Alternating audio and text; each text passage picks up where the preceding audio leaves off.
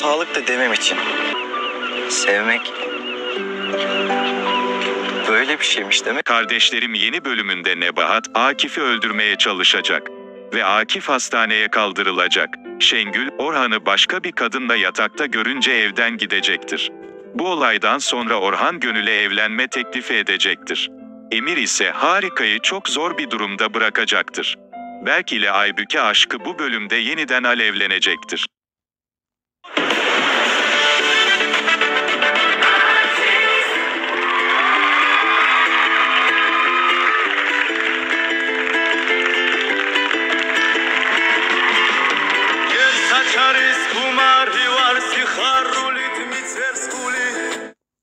Dostlar, kanalıma abone olmayı unutmayın dostlar.